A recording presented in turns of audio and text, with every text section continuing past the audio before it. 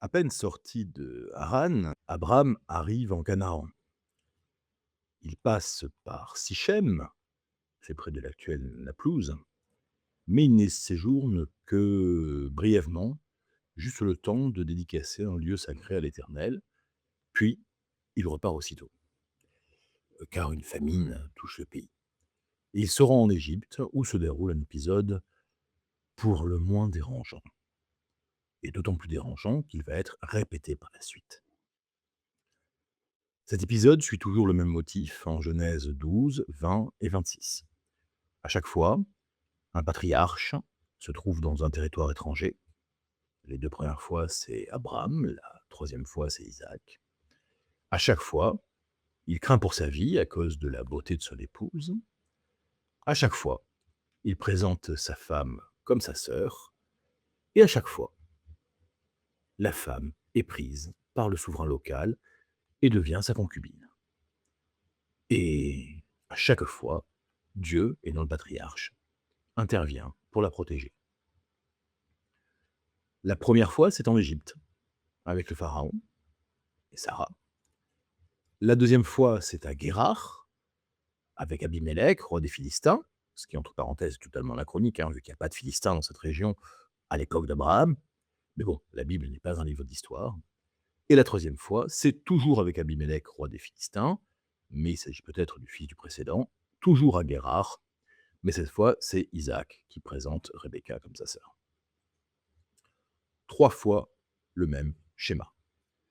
Le souverain s'éprend de la matriarche, il en fait une concubine de son harem, il couvre le patriarche de cadeaux, celui-ci s'enrichit, ce qui au passage en fait un proxénète, puis Dieu envoie des signes, plaies, maladies, rêves, au souverain, qui se rend compte qu'il a, par erreur, commis ou été sur le point de commettre un adultère, et qui rend l'épouse à son mari.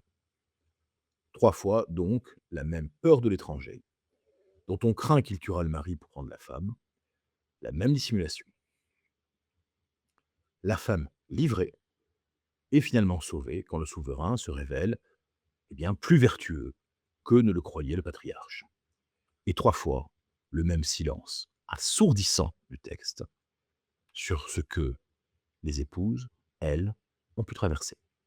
Bien entendu, ce motif a considérablement embarrassé les commentateurs, qui ont souvent cherché à innocenter les patriarches ou à atténuer la gravité des faits. L'idée, je pense, intéressant de lire ces 3 épisodes en prêtant attention au texte, à ce qu'il dit, à ce qu'il ne dit pas, et aux questions qu'il pose sur la condition des femmes, la morale des patriarches et la manière dont la Torah traite ses propres héros.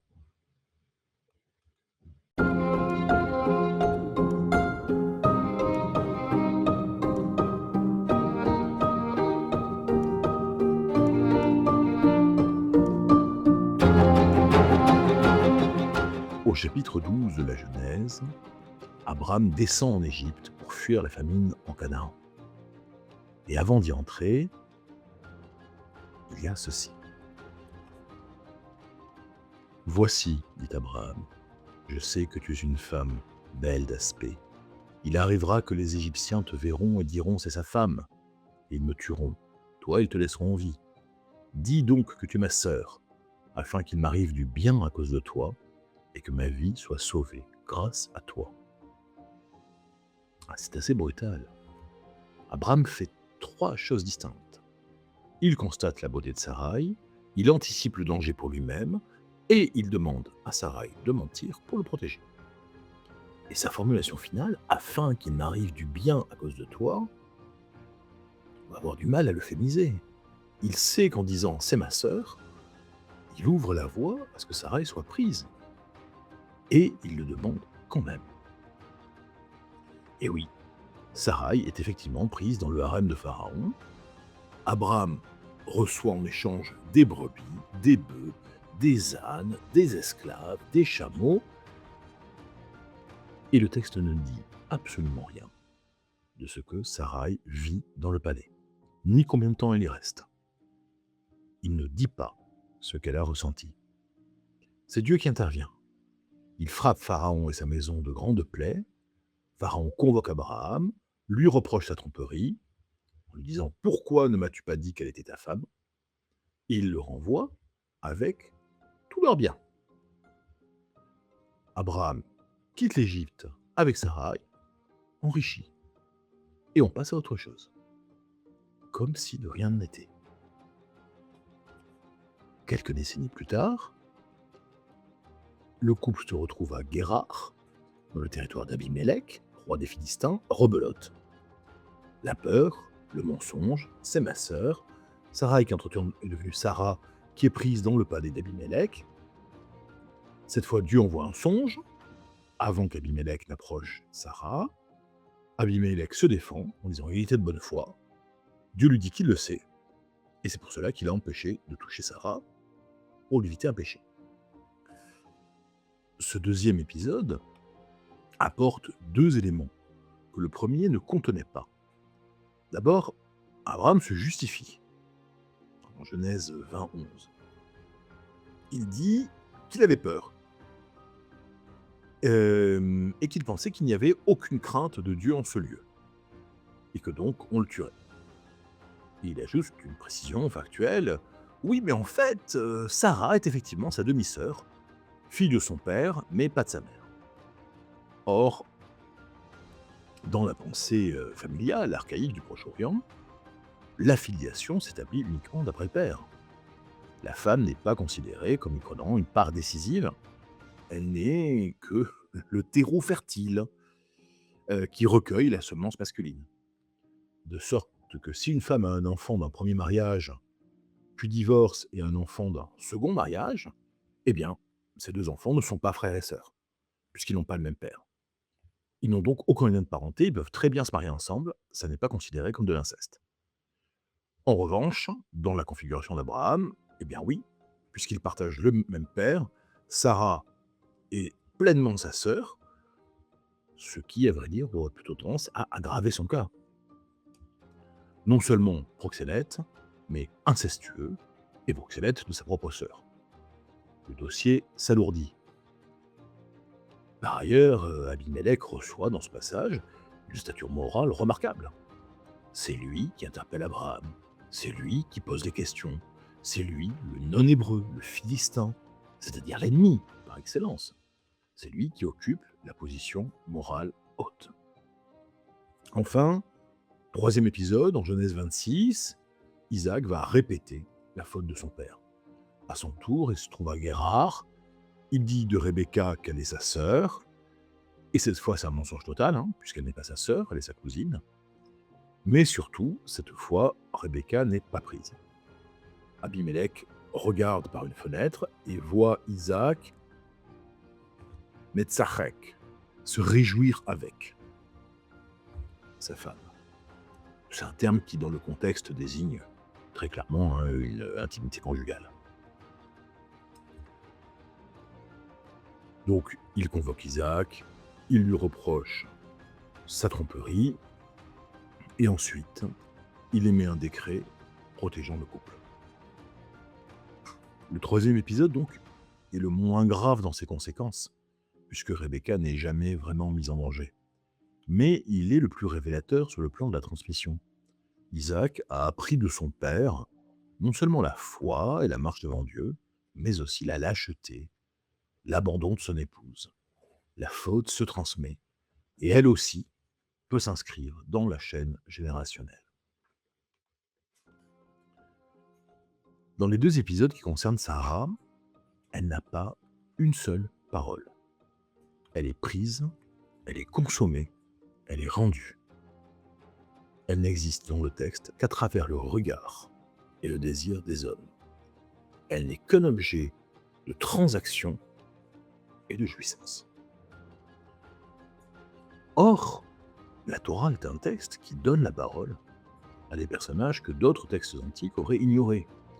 On voit des servantes, on voit des étrangers, on voit des enfants. Le silence de Sarah dans cet épisode, c'est donc pas un oubli, c'est un choix narratif, ce qui signifie qu'il porte un sens. Et on peut lire ce silence d'au moins deux manières. Première lecture, le texte montre la réalité sociale de son époque, dans laquelle les femmes n'avaient pas de voix dans les transactions entre hommes. Dans cette lecture, donc, le silence de Sarah documente une forme de violence. Il l'atteste. Deuxième lecture, en ne donnant pas de voix à Sarah, le texte reproduit cette violence à l'intérieur de sa propre narration. Il parle de Sarah sans lui permettre de s'exprimer elle-même, comme s'il mettait en scène cette violence et ce silence forcé. On peut éventuellement mettre cela en parallèle avec une des grandes constantes de l'histoire de la littérature et de l'art en général. Le plus souvent, dans la production artistique, quelle qu'elle soit, on a affaire à des auteurs hommes qui décrivent, qui représentent, qui sculptent, qui peignent ou qui photographient des femmes. Beaucoup plus que l'inverse. Est-ce un bien, est-ce un mal? Là n'est pas la question, c'est un fait. Moi-même, j'ai longtemps pratiqué la photo d'art, j'ai eu de multiples modèles féminins, et il est vrai qu'il y a, dans l'être au monde des femmes, une forme de mystère irréductible, d'altérité fondamentale, qui, pour peu qu'on ait un minimum de sensibilité artistique, interroge, fascine et inspire. Mais le revers de la médaille, c'est que, in fine, on se retrouve beaucoup plus à discourir sur les femmes qu'avec elles. Il faut avoir conscience de ce biais. Revenons à nos deux lectures. Documentation d'un fait ou reproduction d'une forme de violence, pour l'illustrer, eh bien les deux. Car les deux sont vrais simultanément. Et c'est précisément cette tension dans le texte qui le rend honnête. Pas innocent, mais honnête. Il ne prétend pas que ce qui s'est passé était bien. Il raconte. Il laisse Pharaon et Abimélec exprimer le reproche moral. Et il laisse le lecteur avec un certain inconfort. Parce qu'après tout, on s'attendait à ce que le mec bien, ça soit Abraham. Eh ben non. Rebecca est, dans d'autres passages de la Genèse, une des figures féminines les plus actives et les plus parlantes du texte. C'est une femme très volontaire, qui décide de son propre destin, qui interroge Dieu directement, à propos des enfants qui se battent dans son ventre, qui élabore des stratégies de succession. Elle est tout sauf un personnage passif. Et pourtant, dans l'épisode de Guérard, Rebecca est muette. Isaac ment à son sujet, sans qu'elle soit consultée, et elle ne réagit pas. En fait, narrativement parlant, elle n'existe pas ici. C'est un écart assez saisissant avec ce que l'on sait d'elle par ailleurs. Une attitude qui la fait sortir de son caractère établi, comme s'il s'agissait d'une condition imposée par la nature même de la situation, une femme réduite à être l'objet d'un calcul entre hommes. Alors bien entendu, il faut contextualiser ces épisodes. Il faut comprendre le cadre juridique et social du Proche-Orient antique. On sait par exemple que dans la haute Mésopotamie du 2e millénaire avant notre ère, chez les Hourites, un peuple qui résidait dans la Syrie actuelle, donc dans le territoire traversé par Abraham, un homme pouvait adopter une femme comme sa sœur, pour lui conférer un statut juridique supérieur. Cette pratique de la sœur épouse, qu'on appelle ha'achatu, était un statut légal reconnu. Ça n'est quand même pas une explication très convaincante ici. D'abord parce que le contexte hourite n'est pas celui de Canaan, ni celui de l'Égypte, et ensuite parce que les patriarches utilisent ce terme de sœur, justement, pour prétendre que la matriarche n'est pas leur épouse. On peut aussi penser à cette coutume que l'on trouve plusieurs fois dans les textes de Ninive et les archives royales de la cité de Marie, toujours en Mésopotamie, qui nous montre qu'un homme qui a des dettes peut, pour un certain temps, parfois plusieurs années, céder sa femme comme concubine à un autre homme, qui peut être son créancier ou un tiers, qui alors paie la créance pour lui. Dans le Proche-Orient antique, ce n'est pas perçu comme adultère, puisque l'époux est de toute manière le propriétaire de la sexualité de sa femme. Il peut donc en disposer entièrement à sa guise. Nous, aujourd'hui, on adresse ça de la prostitution. Ce qui est également certain, c'est que dans toute cette région, la femme du chef de clan c'était un bien symbolique et diplomatique majeur. S'en emparer, c'est humilier le clan, et son chef en particulier. L'honorer, la protéger, c'était sceller une alliance. Il faut se souvenir que bien plus tard, dans la Bible, quand le roi David est âgé, son fils Absalom se rebelle contre lui, il s'empare de Jérusalem et du palais, fait sortir du harem les concubines de son père et il couche publiquement avec elles pour bien montrer qui, désormais, est le mâle dominant. On peut aussi penser à la guerre de Troie. C'est incompréhensible si c'est une simple histoire de coucher. Mais c'est parfaitement clair. Si on comprend que Hélène, ça n'est pas seulement une beauté physique. C'est le symbole de la puissance royale et de l'autorité de son mari. Symbole que l'on retrouve d'ailleurs dans l'Odyssée, puisque Ulysse, absent et réputé mort, au lieu de couronner Télémaque, les prétendants vont chercher à séduire Pénélope.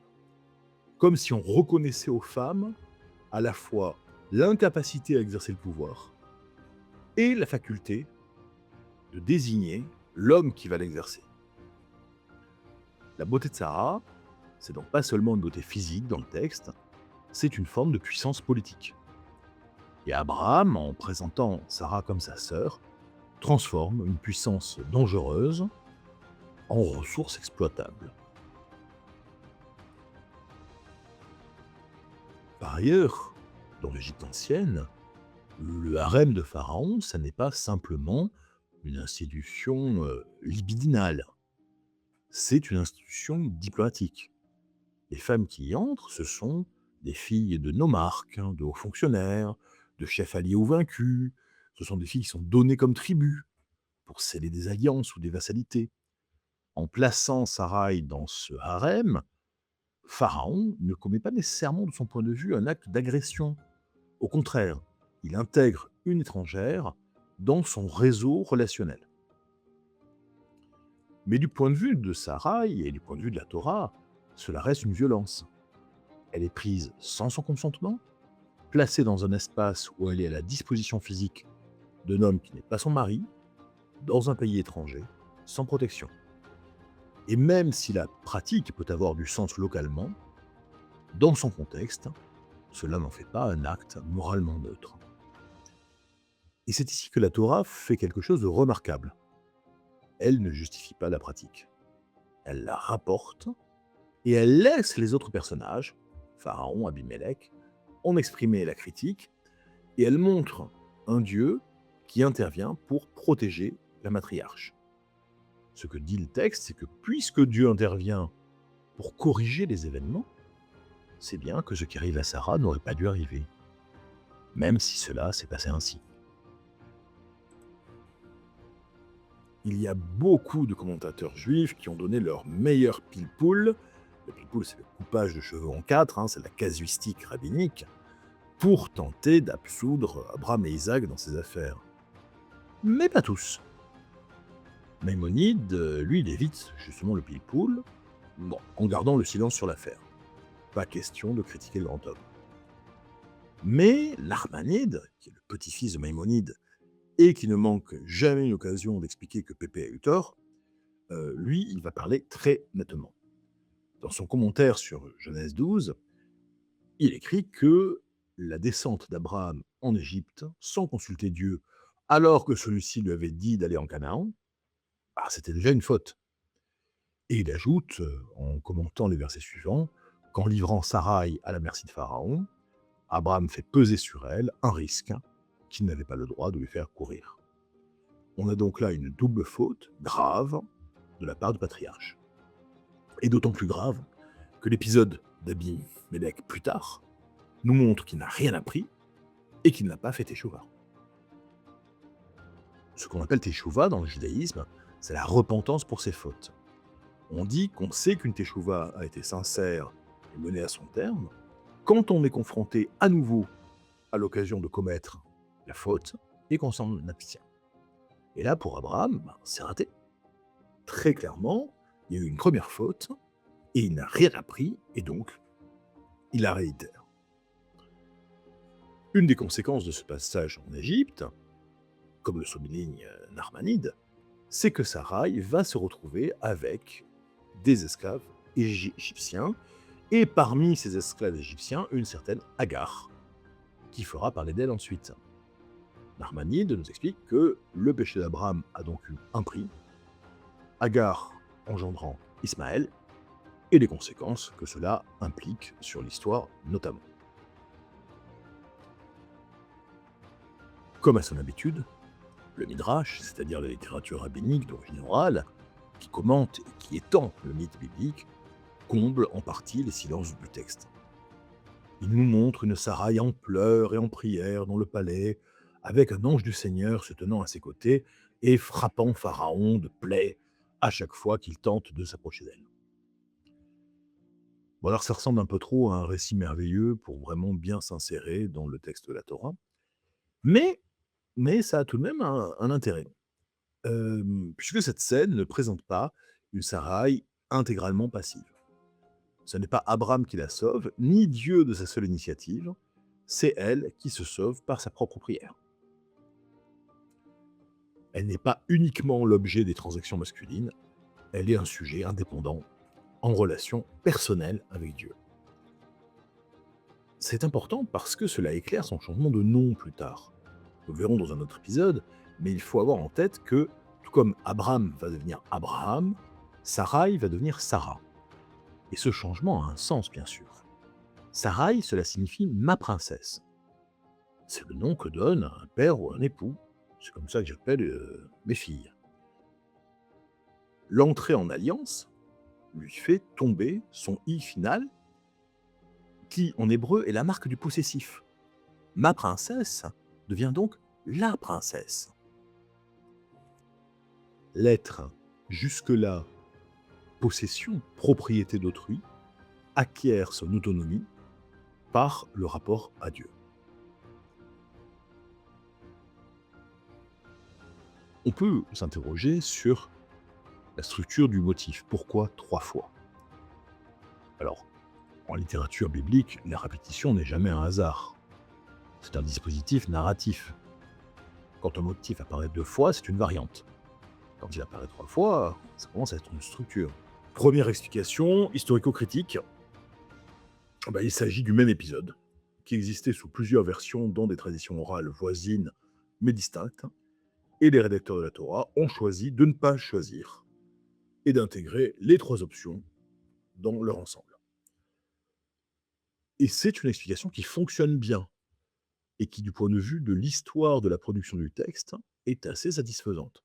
Ce n'est pas du tout le seul épisode dans ce cas, et effectivement, en général, quand les auteurs bibliques sont confrontés à plusieurs variations du même récit, ils gardent tout, et s'arrangent comme ils peuvent, avec plus ou moins d'élégance, pour l'intégrer dans le texte. Deuxième explication, littéraire, les 3 épisodes forment un cycle de tentations et d'épreuves. À chaque fois qu'un patriarche se voit promettre par Dieu une descendance, il risque immédiatement de perdre la femme par qui cette descendance doit advenir. Et à chaque fois, le patriarche est prêt à tout lâcher. Et Dieu doit intervenir parce que, de toute évidence, l'homme est insuffisant. Et à chaque fois, c'est le souverain étranger, donc Pharaon, puis Abimelech fils, qui reçoit l'avertissement divin. Alors si ça avait été un seul souverain, on aurait pu penser qu'on avait affaire à un homme exceptionnellement vertueux. Mais là non, on nous dit au contraire que la vertu, dans une certaine mesure, ce n'est pas une chose si rare. Et que de toute manière, les personnes dans l'Alliance n'en sont en aucun cas les seuls dépositaires. Au contraire, on voit plusieurs cas où nos patriarches dérogent à l'obligation d'aimer son prochain, donc de considérer l'autre comme aussi valable et aussi capable de vertu que moi, et où ils dérogent également aux obligations minimales envers leur propre épouse. Cette lecture-là est quelque chose de consolant. Elle n'est innocente ni Abraham ni Isaac, mais elle nous dit que le péché, le manquement moral, ne mettent pas fin à l'alliance. On ne justifie pas les fautes du héros, mais on dit que Dieu peut travailler malgré les faiblesses humaines.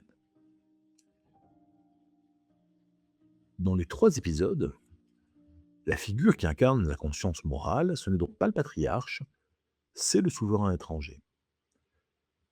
C'est un dispositif narratif qui est assez audacieux, d'autant qu'on est au début de l'histoire de l'Alliance. Mais c'est sans doute qu'il s'agit de casser d'entrée de jeu une possibilité d'interprétation.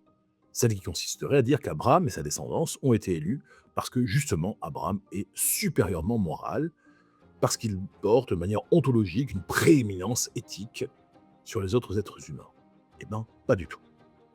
La loi morale n'appartient pas au peuple élu. Elle est accessible à tout être humain doté de raison et de conscience. C'est la validation dans le récit de ce que les lois de Noé ont posé précédemment. L'existence d'une éthique universelle, antérieure au judaïsme, accessible à tous, par laquelle les humains, tous les humains, sont également susceptibles de bien comme de mal, et d'une relation individuelle avec Dieu. En d'autres termes, et ça c'est vraiment fondamental, Dieu n'est pas juif.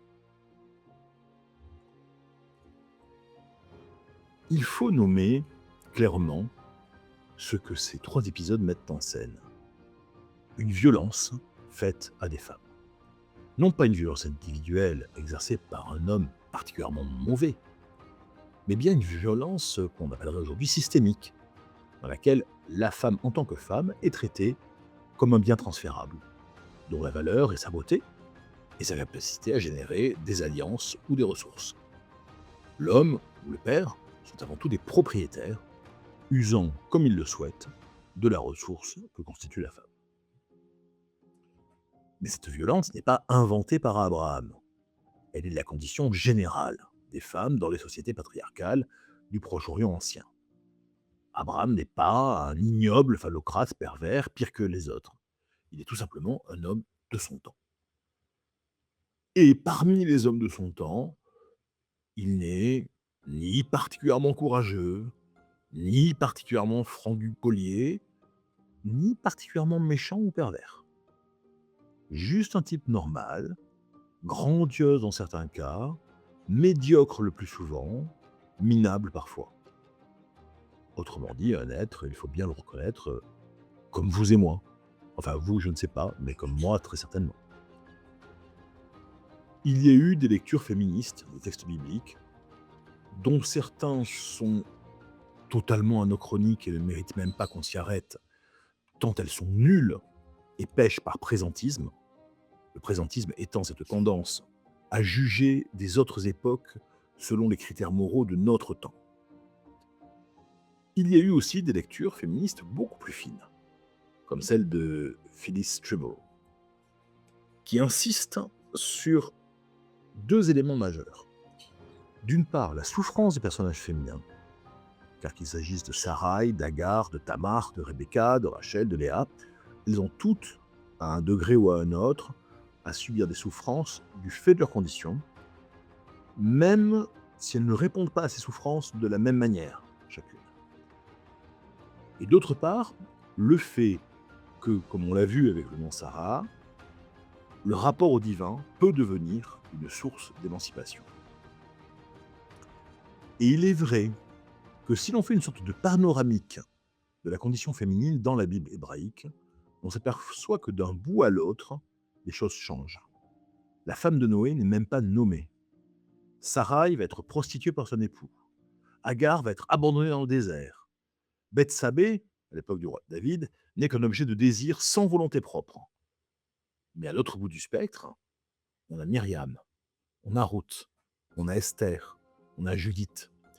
On a des personnalités pour qui le rapport au divin permet l'acquisition d'une forme d'autonomie. Ça ne se fait pas en un claquement de doigts. C'est long, c'est lent, c'est pénible, mais on voit bien qu'il y a un mouvement à l'œuvre dans la Bible.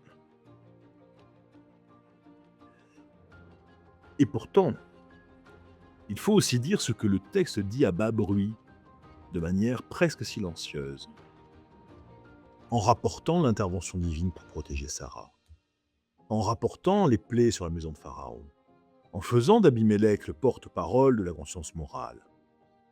Ce que le texte dit, c'est bien que cette violence faite aux femmes pour institutionnaliser et accepter qu'elle soit, elle n'est pas morale.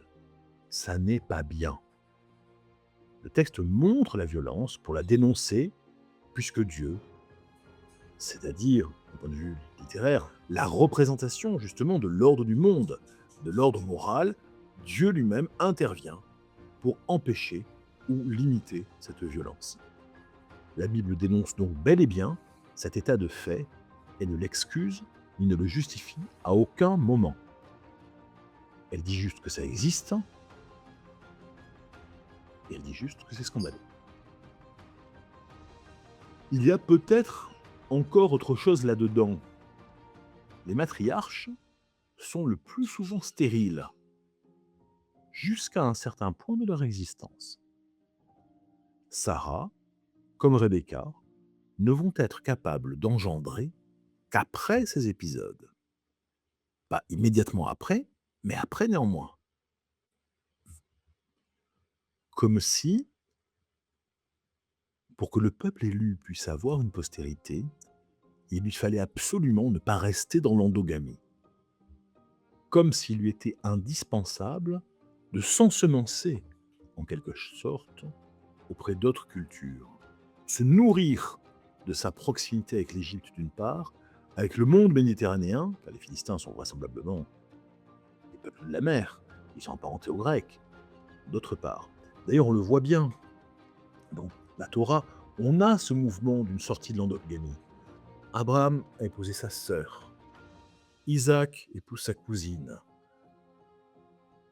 Jacob, Israël, va épouser des cousines au deuxième degré. Mais Joseph, il épouse une étrangère. Ça y est, on est sorti du pur tribalisme. Comme le dit le papé dans Jean de Florette, c'est pas bon pour les lapins, ça peut pas être bon pour les hommes de faire des enfants entre cousins. Voilà, donc on a aussi ces mouvements-là, ce mouvement d'émancipation d'un côté et ce mouvement de sortie de l'endogamie de l'autre.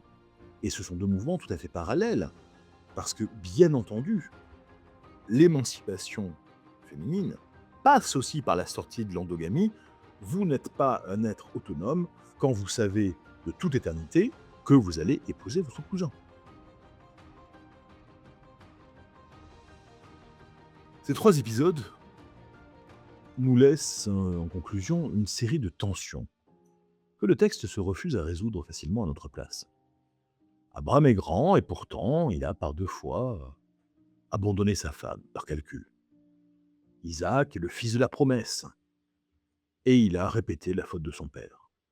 Sarah et Rebecca sont des matriarches et le texte ne leur donne pas la parole dans le moment où elles auraient le plus à dire. La Torah n'idéalise pas ses héros. C'est une des caractéristiques les plus remarquables et les plus moralement exigeantes du texte. La Torah montre des hommes qui ont reçu une vocation extraordinaire et qui, dans certains moments, ont agi de façon ordinairement minable. Elle ne les punit pas explicitement ni directement, mais elle ne les absout pas non plus. Elle les raconte. Et dans ce récit, elle affirme nettement que la grandeur spirituelle ne supprime pas la faiblesse humaine. Et le mutisme de Sarah et de Rebecca doivent nous interroger. Cela nous montre aussi un point souvent oublié, et qui est que la Bible, y compris dans ses passages les plus archaïques, est un texte qui mène une réflexion sur la condition féminine de son temps. Et ça, c'est absolument exceptionnel. Enfin, il y a, je pense, une autre leçon morale, plus universelle encore. Cela nous montre que tous ceux qui souffrent ne se plaignent pas, ou pas assez fort. Si l'on veut réellement faire alliance, il va falloir apprendre à prêter l'oreille aux douleurs silencieuses, y compris celles de nos plus proches.